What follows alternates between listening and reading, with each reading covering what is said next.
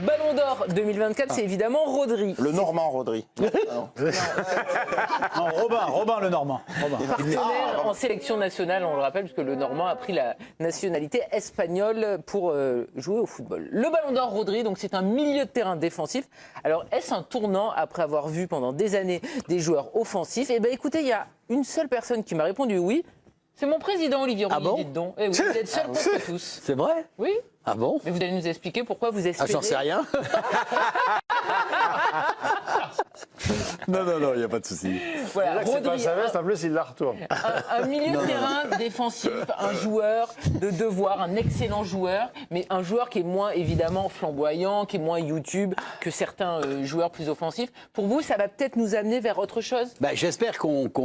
Alors moi, je suis pas, et vous le savez très bien, je suis pas du tout quelqu'un qui aime les statistiques, ça m'énerve, ça m'insupporte. J'ai le sentiment que les joueurs, la plupart, les joueurs offensifs n'ont que ça dans la tête, de faire des stats, de faire des stats, de faire des... Et tout d'un coup, on a un joueur qui participe au jeu, dans la construction et dans la récupération, qui marque des buts importants, qui est, comment vous dire, une plaque tournante au niveau du milieu de terrain, que ce soit en Espagne ou alors avec City, et ça fait tellement de bien. Ça fait tellement bien qu'on pense simplement au jeu et non pas penser aux statistiques et de se dire que moi, mon seul objectif, c'est même si tu es mieux placé que moi, je ne te donnerai pas le ballon parce que je veux marquer, alors que là, on a un joueur individualiste. C'est beau. On est tous ravis, comme toi, Olivier.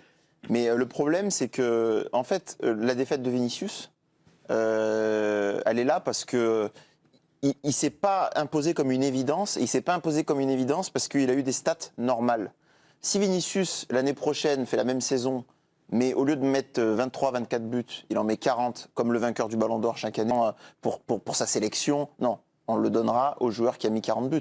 Et justement, ce moment-là qui nous fait plaisir à tous, il arrive... Un Ballon d'Or qui soit, si on reprend la distinction d'Olivier, les stats contre le foot un peu, Modric, 2018. je ne sais pas combien de buts il marque. On regarde sur un De Bruyne, quelle trace il va laisser dans l'histoire du foot, et pas est-ce qu'il a mis 3 coups francs, fait 5 passes claquées que des buts. Benzema, c'était tellement autre chose. Un joueur complet, oui. Il joue toujours au foot. Mais c'est là où est le danger. C'est là où est le danger, parce que tu vois, tu parles de Karim Benzema. Karim Benzema, pour nous qui aimons le football, c'est pas un mec qui marque des buts. C'est pas que ça. Non, mais j'entends bien ce que je veux dire. C'est quelqu'un qui, quand il est dans le jeu, apporte tellement offensivement et défensivement, parce que on parle souvent de ces aides qu'il a amenées à Cristiano Ronaldo, etc. Mais comment il a travaillé quand même, comment il a travaillé défensivement pour récupérer des ballons. Ouais. Donc c'est ça qui est un peu dangereux. Quand tu dis, je reviens encore toujours à mes histoires de stats, 40 fois plus fort, et ben il va peut-être s'enfermer justement dans cette direction des statistiques qui font que... Oui, mais il y a stats et stats, parce que c'est pas... Regarde, Kylian Mbappé, il a mis 52 buts cette saison. Oui. D'ailleurs, c'est lui qui en a mis le plus. Il n'est même pas dans la discussion là sur le podium du Ballon d'Or. Il ne vient pas à la table. Ouais. Mais parce que ces buts, en fait, les buts, il faut les marquer dans des matchs qui sont marquants. Vinicius, il marque en finale Ligue des Champions, mais il met doublé en quart de finale, il est doublé de passes décisives en demi-finale. Donc, il y a cet aspect décisif, comme l'a été Benzema dans la campagne de Ligue des Champions. Alors, il a été Pichichi de la Liga aussi, Benzema, mais il est le joueur qui qualifie le Real à chaque tour en Ligue des Champions. Voilà. Mmh. Oui, mais enfin, Stéphane, il y a un élément qui m'agace un peu depuis hier, c'est la victoire du football. Ça voudrait dire que Ronaldo, Messi, c'était pas la victoire du football. Il faut aussi tempérer. Je veux dire, le Ballon d'Or, c'est la victoire du football. Je veux dire, les Ballons d'Or, ils sont tous, c'est tous des joueurs hors normes. Quand vous regardez la liste du Ballon d'Or, il y a quand même pas beaucoup de fautes de goût. Donc je trouve ça c'est le premier point. Et deuxièmement, Olivier, oui, les stats. Moi, je trouve aussi que moi, ce que j'ai dit hier, Rodri, c'est pas le hasard non plus que l'année. Je suis désolé, Olivier, où il a les meilleures stats, c'est-à-dire qu'il n'a jamais mis autant de buts, jamais fait autant de passes décisives que l'année où il a le Ballon d'Or. C'est pareil, c'est pas un hasard. C'est un joueur qui s'est un peu transformé depuis qu'il est à City, qui était un joueur quasiment purement d'équilibre au départ et qui est devenu pratiquement le meneur de jeu, qui a presque plus d'influence aujourd'hui, presque que De Bruyne sur le jeu offensif de City, ce qui était inconcevable il y a 4-5 ans. Donc c'est un joueur qui a beaucoup aussi changé de style. On va pas mentir aux gens, Stéphane. Les prochains Ballons d'Or, si on fait on reprend la distinction d'Olivier encore pour ce débat, les prochains Ballons d'Or seront des joueurs de stats. seront toujours sur 5 ballons d'or. Mais c'est vrai que c'est une incongruité que dans l'histoire, Xavi, Iniesta, Van Dijk aussi avait été un candidat crédible. Ouais, oui. Enfin, je suis moins convaincu, mais... Schneider peut-être. Ils sont nés, je vais reprendre mon prisme tennis, mais c'est comme il y a des immenses joueurs de tennis qui n'ont pas gagné de tournoi du Grand Chelem parce qu'ils ont eu la malchance de naître et d'évoluer avec Federer. Non, mais Wawrinka, il a 15 Grand Chelem dans la raquette. Mais là, il n'y a plus ça, Philippe, là, c'est fini. Mais il en a gagné, Wawrinka. Bah oui, mais il n'en a pas gagné 15. Il en a gagné 4. 3, c'est déjà bien, écoutez, pour le Suisse. Voilà, et donc comme par hasard aussi, Rodri est sacré l'année où Messi et Ronaldo ne sont pas dans les 30 pour la première fois. Donc voilà, justement, Messi et Ronaldo, c'était des immenses joueurs, mais c'était aussi des machines à but. Est-ce que le fait qu'on ait perdu ces joueurs, ça ne nous ouvre pas quelque chose d'autre? Haaland aussi continue à marquer des wagons de but et il n'est pas sur le podium. Hugo l'a rappelé. Messi a des stats quand même. Il est C'est la cinquième. preuve que Messi et Cristiano étaient des joueurs. Même Cristiano, c'est quand même pas que des stats. C'est-à-dire qu'au-delà de mettre 45 ou 50 buts, il les mettait dans des matchs hyper importants. Et donc ça laisse plus de place aux autres pour les prochaines années. C'est-à-dire que ça va aussi, je veux dire, entre Kane et Mbappé, vous avez 2 joueurs à 52 buts. Il faut quand même penser ce qu'est ce chiffre de 52 buts dans une saison. C'est phénoménal. Les mecs jouent au PSG, au Bayern, ils sont en équipe de France, en équipe d'Angleterre, qui va en demi-finale et en finale de... Et ils sont pas dans le débat. Oui. Et ils sont pas dans le débat. Des Messi et des Ronaldo, on n'en a plus. Il n'y a aucun joueur du niveau de Messi et Ronaldo. Donc est-ce que finalement, le Ballon d'Or est plus que jamais ouvert, même pour les prochaines années? Je veux dire, Messi et Ronaldo, il n'y en a pas là. Il y aura plus de vainqueurs, mais à chaque fois, c'est le joueur qui aura marqué la saison de son empreinte, c'est-à-dire celui qui aura été décisif et donc qui aura marqué des buts ou fait des passes décisives dans les grands matchs, en demi-finale, en quart de finale de Ligue des Champions. Mais il faut que au poste de Rodri, pour avoir le Ballon d'Or, il faut être un joueur... Il faut les titres. Il faut être hors norme dans ce rôle-là. Il y a beaucoup de bons joueurs dans le style. Rodri, c'est quand même... C'est le meilleur milieu du monde, non, tout simplement? Ouais, je pense. J'espère par exemple que Wirtz a un jour à Ballon d'Or.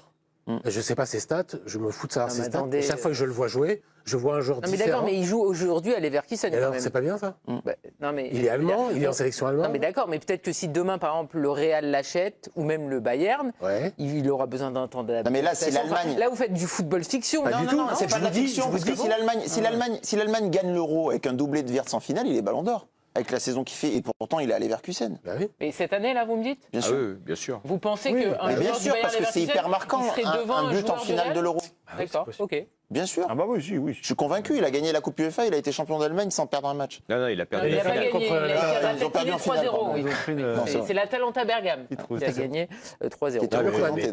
Mais ça, en plus, je veux dire, heureusement qu'on a tous ces joueurs. Eden Hazard n'a jamais été Ballon d'Or, mais il nous a enchantés. Il nous a permis de passer des soirées extraordinaires. Neymar, c'est un bon exemple aussi. Neymar au Barça. Bien sûr. Wirtz, c'était 12e cette année. Ça vous va ou c'est pas assez bien? C'est bien. Très bien. Et je vous dis qu'un jour, il sera Ballon d'Or. N'annoncez pas des choses comme ça parce qu'on n'en sait rien. On nous a annoncé Eden Hazard Ballon d'Or. J'ai annoncé sur Eden Hazard, moi je vous dis que... Dominique a annoncé Mbappé Ballon d'Or. Je vous souhaite que Wirtz soit Ballon d'Or. Alors je souhaite que Wirtz soit Ballon d'Or. Ah, ça vous souhaitez, mais ça bien sûr. Écoutez, on lui souhaite que je tranquille, je vote pas donc. Ça va venir, Dominique. Je sens que ça va venir. Écoutez, si vous vous déplacez peut-être dans un autre pays Si tu t'installes au Guatemala, il y a un poste. Journaliste. Faut être dans les 100 pays FIFA quand même. Bah, tu t'installes au Guatemala. Salvador. Oui, c'est pas les mêmes pays là, Hugo. Là. Arrêtons tout. Il faut connaître la carte du monde. On va se retrouver dans quelques instants. On va faire un petit cours de histoire-géographie et on va parler de Kiki. Et oui, puisque Kiki, au mois de décembre, il aura 26 ans et Kiki n'a toujours pas de Ballon d'Or sur sa cheminée. Et ça pose un gros souci. Parce qu'il n'a pas de cheminée aussi, c'est ça le problème. Peut-être. Il en a peut-être même plusieurs. On en reparle dans quelques instants juste après. Oh les belles. C'est interdit à Paris les cheminées. Mais il vit pas à Paris, hein, je vous rappelle.